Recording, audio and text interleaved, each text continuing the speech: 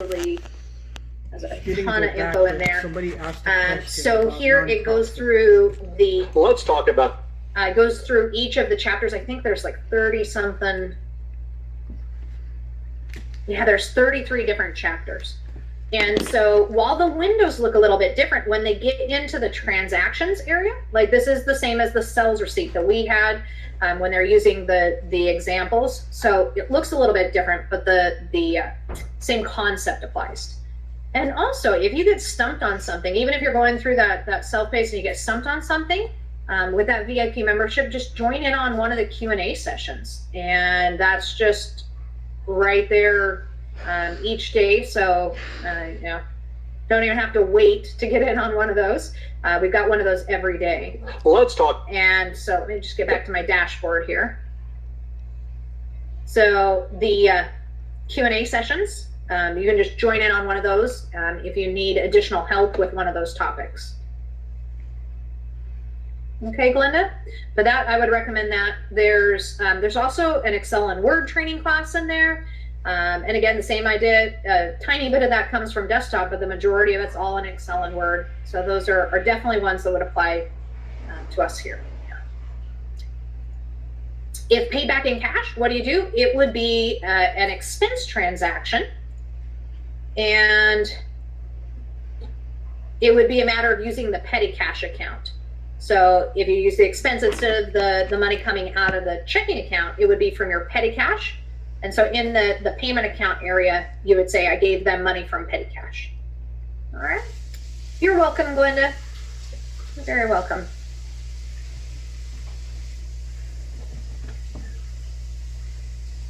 All right.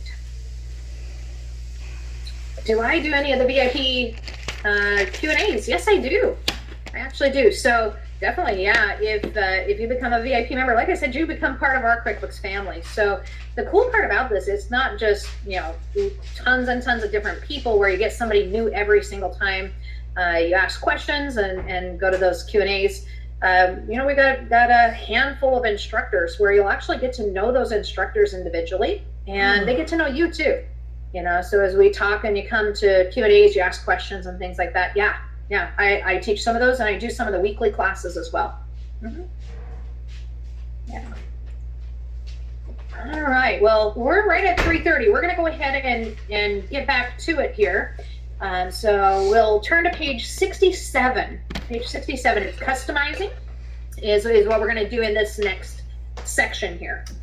So we want to start off with the customer label. So here we're going to go into invoicing or sales, whichever one you have, and this title here, customers, find a customer, new customer, right? And we talked earlier, I was asking, what are some of the terms that you guys use? And what are those terms, the people that pay you? Now we did have one that was kind of a different one. I forget what that was. Let me just buzz back here so I can give you the specific example. So we were talking about, can you follow said, her car dealerships. Goes into the stuff. Yeah, so Latosha, we don't have car dealerships, unfortunately, but we do have a handful of others. So everybody else's that was there is available to just pick directly from the list, but you could decide which one works best in that scenario. That's kind of a very unique industry term. To change the terminology customers throughout, we're going to go to the gear and into account and settings. And what this is called is the customer label. So we'll find that down here in the advanced area. So off to the left in advanced, and then down at the bottom, customer label. So the options that you have, and we can't type anything in, but we can choose from the list here. Clients, customers, donors, guests, members, patients, tenants. So we had folks here in class with quite a few different ones throughout that list. I think the most common one that I saw there was clients. So let's go ahead and use that for ours here, clients. And when I save this one does take a minute to reset. It's going back through, and anywhere that it had said customers, it's adjusting that terminology and changing that to say clients now. And so this is just a way that we can customize the terminology that we see, really what it comes down to. So there we go. It's finished loading up. And so now when we come back to that customer area,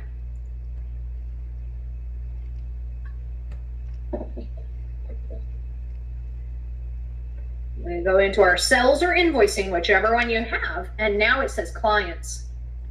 So when we open this up, just stay right here. Everywhere throughout our reports, it's all broken down by client now. We have our tabs. And it's definitely taking a minute to catch up with me there, isn't it? I did say it would take a minute to reset it all, didn't I? And now I'm just not being very patient. It's thinking real hard there. So now it says clients. We have new client, find a client. It has changed that terminology all over throughout our QuickBooks. So while you can't decide and just type something in, it does have the handful of the most commonly used that are available to choose from. So that is our customer label. Now, another thing that we can do to customize things is use custom fields. I kind of skipped over it when we were talking about our invoice and credit memo and sales receipts. But you might have noticed that I have a couple of boxes in here that you don't see on yours. So I'm going to pop into an invoice here. Invoicing. And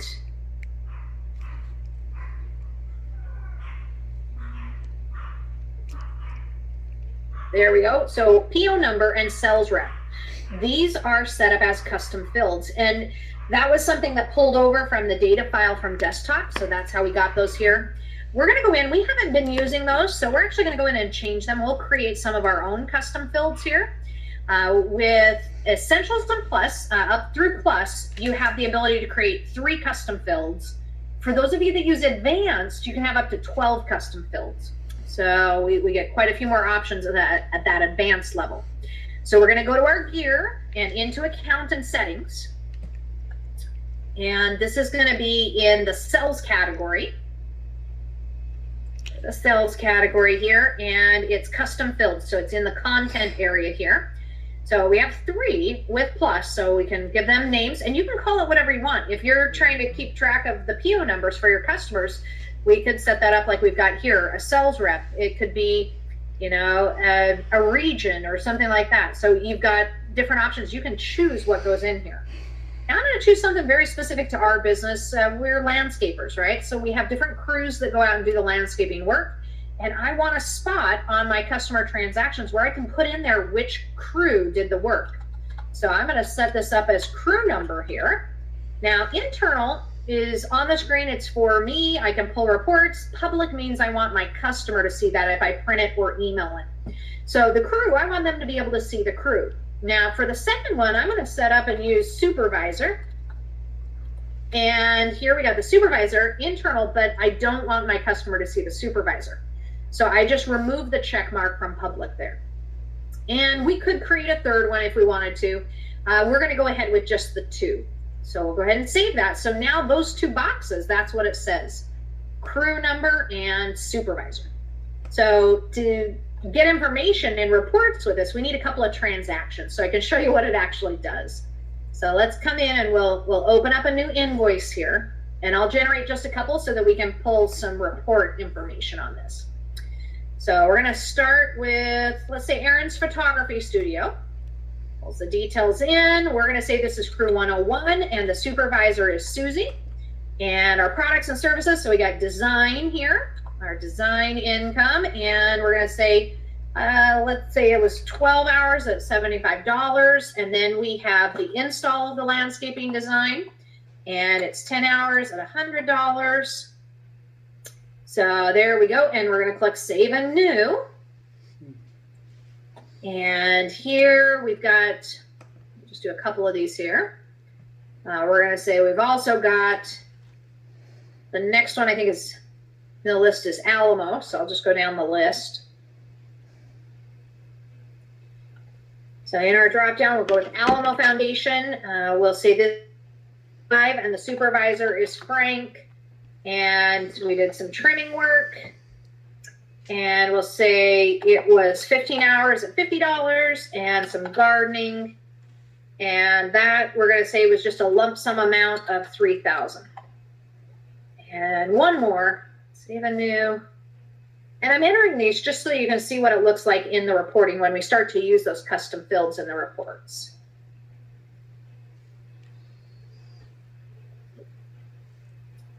I'll just go right down the list. Our next one, Amy'sburg Sanctuary. It's crew 103, and the supervisor on this one is also Susie. And we'll say some design and 100 and the install of the design. All right. So there we go. We're going to go ahead and record this. So we got a couple of transactions. We got 3 transactions using those details, right? So what you'll find is that one piece of information becomes pretty powerful in the reports. If we head over here to reports, she got a lot of stuff's open. And let's pull a sales by customer summary to start. So sales by, and we changed it to client. So sales by client summary. So it even changes the terminology in the reports there. So looking at this, these are the total sales January 1st through the 22nd, right? Now, if I head up to customize, if I wanted to see just the cells where Susie was the supervisor, I can do that now. So using our filter, we're going to talk about this filter section a bit tomorrow in the reporting, but I'm going to use it specifically for the custom field here. So I'm going to go into the supervisor, and I'm going to say in here, I want all of those where Susan was the supervisor. We didn't do that. That is going to be a problem, right? That's going to be a problem. Because I typed it in as Susie on the transactions. If I'm putting Susan in here, it's not going to give me anything. So I did that just to show you it's really important to be consistent, especially if you got a lot of hands in the pot, a lot of people entering details. You want to have a conversation about this is how we're going to put the information into our custom fields. Because if you don't use it consistently, it's not going to work well in reports. So if we run the report, it narrowed it right down to just those couple where Susie was listed as the supervisor. Another thing that we can do, if you have a detail report, so I'm going to pull up sales by customer, sales by client detail. Sales by client detail. And here it is totaled by customer. Aaron's Photography Studio on the amount, and Alamo on the amount. And what you can do, though, is group by. And instead of grouping it by the customer, the client, we can group it by the supervisor. And when I run the report, I get a total for Frank, and I get a total for Susie. Anything that's not specified, those were all the transactions before we started using it. So if I need to come back and say somebody missed putting that in on one of the transactions, if I go back to that transaction and I add the details in, so if I say, okay, it's crew 103 and the supervisor is Frank, once I add those details in, it's going to change the reporting for me. So see, as it refreshes here, it's going to add that into Frank's numbers here. Group by customer. So before we talk about customizing forms, does anybody have any questions on either one of those? The custom fields or the customer label? Anybody have any questions on those? The cool part about custom fields is it's whatever you decide. You know, for our business, what made sense for us was the supervisor and the crew number. But whatever makes sense for your business, you could add those in as custom fields. Like give you the name, like her, and then him, or whatever, and they. Is there a way to change it from pledge? So the option for the actual print, how it prints out, you can change it to say whatever you want. But the terminology, I think, and Jamie, correct me if I'm wrong, when you go to new, yours says pledge in here, right? Yes. We can't change it in here, but when we get into the form, you can change how it prints on the form to your customer. So I'll show you that here in just this next section. But unfortunately, it's going to be whatever it is here. That's going to be set to whatever it is. Yeah, we can't adjust those. Yeah, but I'll point that out so you can change it on the form if you'd like. So let's do that. Let's look at our form. So there is a standard form when you create your QuickBooks file so that you can start invoicing and generating transactions right off the bat. If you go to the gear, you'll see that here under custom form styles. Custom form styles. And so when we open this up here, you can see there's the standard style, and we're going to create a new style. The ones that we can create a style for, invoice, estimate, and sales receipt. So those are the transactions we can create new styles for. I'm going to go with an invoice style here. I'll choose that. And as we start off, there's 3 sections at the top. We can go through each one. So the design. This is the name it gave that template. It's huge. It has a bunch of stuff that doesn't even mean anything to me in there. So I'm going to change it. I'm going to call ours a fancy invoice. This is going to be fancy by the time we're done. So when I click on choose the layout, it opens up. Now, I know some of you were making a transition from desktop into online. In desktop, you can pick stuff up. I could pick this box up and move it over here, and this one and move it down. You can change anything you want. We don't have quite that level of customization here with QuickBooks Online. You've got a handful of templates that you can pick from. So you've got to go through and pick the style that you want, and as you choose, you'll see it adjusts how that looks. So, and I love the names they give them. Friendly, bold, fresh, modern, airy. So you can choose which one you like best. I like this one. I think this one's a pretty good one. So let's go with that one. Logo. You can add your logo in here, and it's probably the #1 way to personalize this for your business. When you click Make Logo Edits, you can add your logo. And when we click, it opens up, where's my logo file saved? So I can go to wherever I've got that saved on my computer. Ended up in a weird spot there, didn't we? I need the... Probably pulls right up to the folder that we need, and I did not do that here. She's on apps, right? No. Let's go this route. There we go. Okay, so we got our logo files here. Now, I probably should use our tree, right, for our landscaping business, but my scuba diving shark is so much cooler, so I'm going to use that one. We can have some fun here in our pretend world. So we got our scuba diving shark there, and I'll save that logo. So once you upload the logo, you can choose the size, how big it is, small, medium, large. You can choose where it's at, so off to the right, in the center, or on the left-hand side. Decide which one you like best there. I don't know, I think I like it off to the right best. So we'll pick where we want it, and then try colors. You can change the colors up. If you have a color code, you can type in the color code, so you can use any color that you need. And you can also go through the handful here, and you see as you adjust, it changes how that looks. And that's a pretty good one. That's pretty happy with the orange. Let's go ahead and use that one. Now we got our fonts. You can choose, there's a handful of fonts to pick from. So Arial, Couriel, Helvetica, Times Roman. And you'll see as you choose, it changes how it looks there. Helvetica is my favorite, I think. I think I like that one the best out of them all there. Yep, so let's go with that one. And then the font size, 8, 10, 12, so equivalent of small, medium, large. So you can choose how big you want the font. And then print settings, it's got your margins. And if you're printing out on letterhead, so if you have pre-printed letterhead, you can mark that box and it just hides the whole header details. So it doesn't mess that up when it prints it out. We're going to print on plain paper, we're going to say, so I'm going to remove that check mark. So we'll get our company details and our logo to print out. Now, the content area, you've got a dashed line around each section. So the header, the body of the form, and then the footer. So whichever one you click on, it opens up that section. So here's our header details, business name, phone, email, our address. If I needed to make adjustments to any of that, we could. Oh, nope, I clicked it. I want the address, but I want to get rid of the country. So hide country, we can change how that looks there.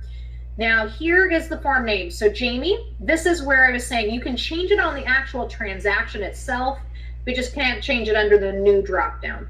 So here, if the form name was pledge, and that's what it looks like on your form, you're able to come in and change this to whatever you want. I'm going to call ours a fancy invoice. Be a little silly, and you'll see that's what it shows up here. You could also, for those of you that are entering donations, you could take your sales receipt. If it says sales receipt in here, I could change that sales receipt to say donations. So it allows us to make adjustments on those. Form numbers, that is assigning invoice numbers. And then the next one is the custom number. So remember I pointed out the box that I had on my invoice, and I said, most of you aren't going to see this box to put the invoice number in. So that's why we see ours. This is marked here. So you can actually type in and change the sequence of numbers if you need to. We have our bill to information as well as the ship to details. We can see that if we don't need the shipping information, we could click to get rid of that. You see I eliminated that from our invoice there. Terms, the due date, we want all those. And our custom fields, we're only showing the crew number. The supervisor, remember, was just internal. So it's only going to print the crew number there. Now, the body of our form, we've got a spot where we could include an account summary. So I mark show on invoice. It would feed in the balance due going forward, the new charges, payments, and then our total account balance there. The date, that is the date in the activity area. So for some of you, you're providing services and you want to account for the date of each transaction, or I shouldn't say each transaction, the date of each service, and you want that on the individual activity lines. If you don't need that, just remove your check mark. You still have the date in the summary area and on your invoice itself, but it doesn't have a date line by line.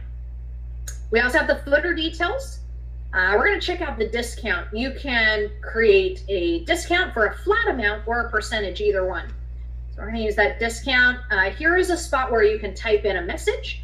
So it gives an example. We appreciate your business. I'm just going to say, thanks for your business.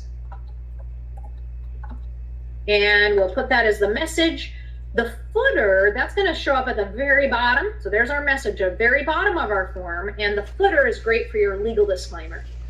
All right, so all your legal jargon, we are never, ever, ever, ever responsible for anything, anytime,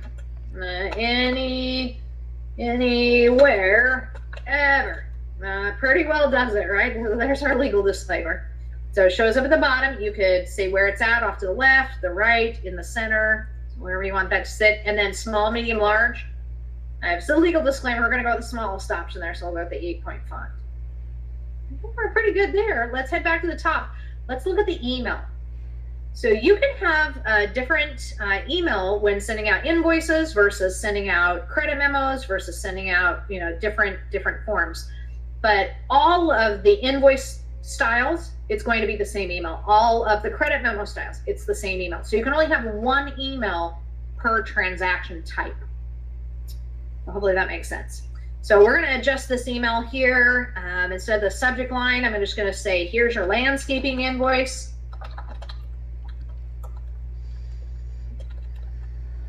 And we've got our greeting. We could change that up. We could say to, and then instead of the full name, maybe just the first name.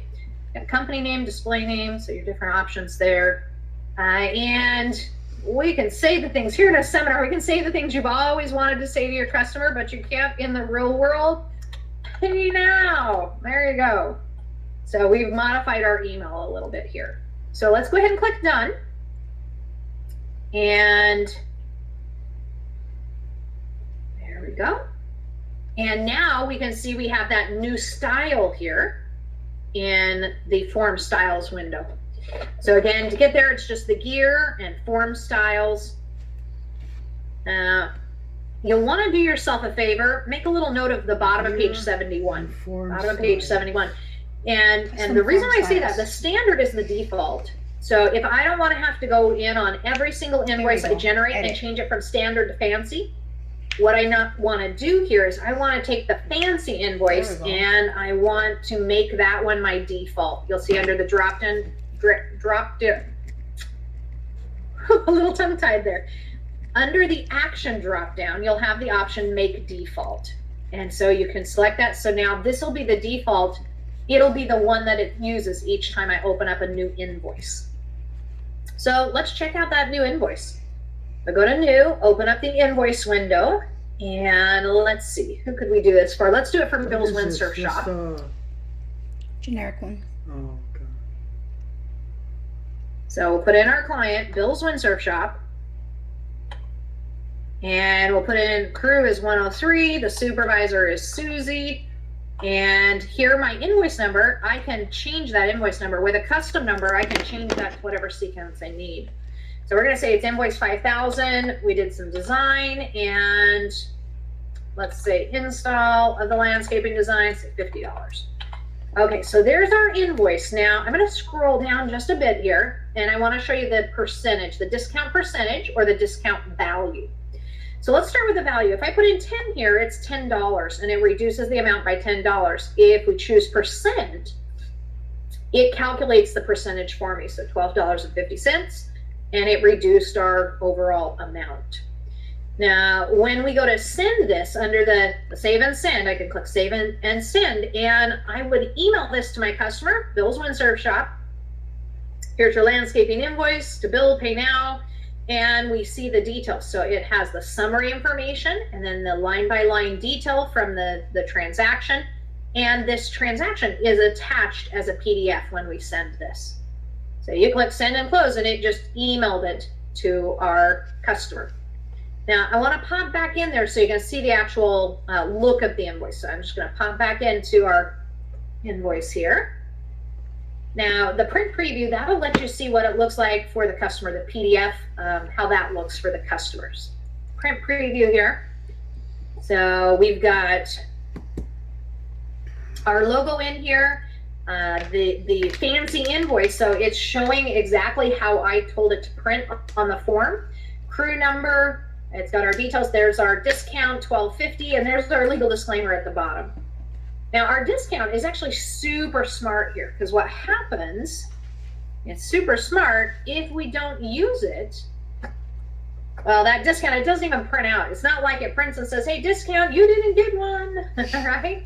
So if we're not using it, well, then when I come back to my form here, if I'm not using it, it just doesn't show up at all. So it's pretty smart about that. So you can add it into your form, and the only time it's going to show up is if you're using the discount line. So the last thing I want to show you, over to page 72, I showed you how to edit the email when we were in the style specifically, but you can also edit the style through the settings, or I shouldn't say edit the style. You can also edit the email through the settings. So we're going to go with the gear, the account and settings there. And it's going to be in our sales category and then messages. I'm going to click on sales and down to messages here. The messages, you only have one email for the invoice. So you'll see what I changed it to there in my settings. It's here. If I look at the credit memo, I could say something different on a credit memo, but I only have one message for the credit memo. So each form, you get just one message to go along. If I change it here, it changes it in the style settings. So it's connected, and we just have one for each Messages. form. Okay. So let's see. So questions with that area. So Dawn, let's see. If you don't enter a specific number, will QuickBooks automatically generate the next number in the series for the new invoices? Yes, it will. Yes, it will. And will it also notify you if you are using a duplicate invoice number? That I'm not sure. We have a selection on the vendor side for duplicate bill numbers, but I'm not positive if it gives us a warning on that. So let me just do a quick little test here. You can see if I come back into the invoice, remember I changed it to 5,000. So when I open up another invoice, the next one is 5,001, right? So it will go sequentially for us. But let's just do another little invoice here, and I'm going to change that back to 5,000. I don't think we get a warning message, but let me just check to make sure. So I'll put it in our design there, and then save and close. No, it didn't actually. So that's pretty cool. So it's saying there's already an invoice 5,000, but you can use it again. It'll start the numbers from 5,000 again. Do you want to use this? So it's giving you an option to say, yes, I want to use that. The next one would be 5,001, or no, and then it would let me adjust it. Yeah, so that's actually cool. I like that. That's wonderful. It is a good feature, isn't it? Yep. Yeah, I like it. Yeah, it surprised me actually. I didn't think that we would get that on the customer side, so that's pretty cool. So does anybody else have any other questions there with the templates?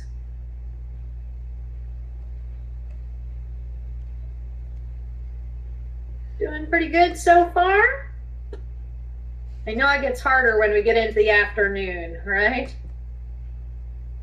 It's a little bit harder.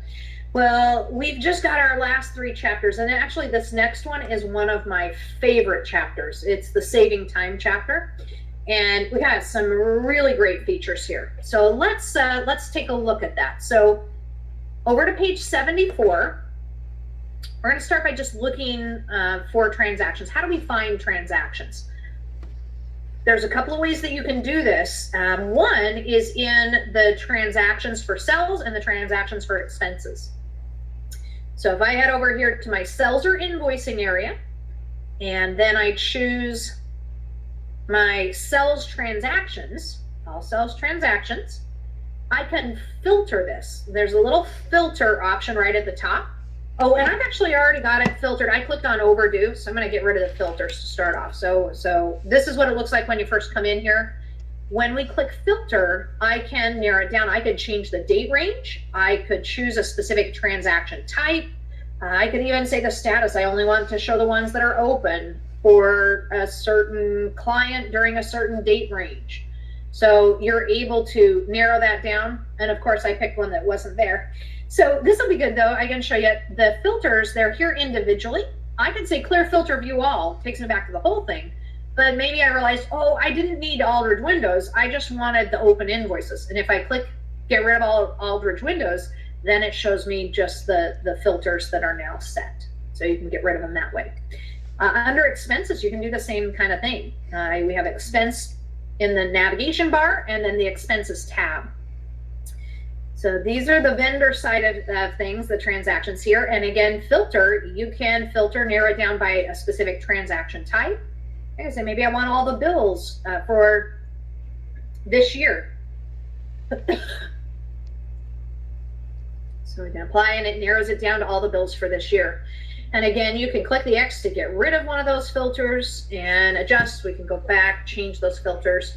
You can do it a report or a listing on a specific category if you need it, or a specific payee, a specific vendor. So it really allows you to narrow that down by using the filters. Now, finding in the names list, if you know the specific customer or vendor, you can go to the customer or vendor transaction list.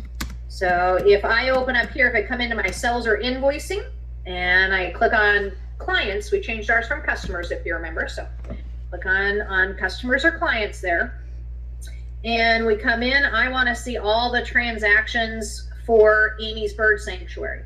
When I click on that customer name, it shows me all the transaction details, and I can filter these here as well.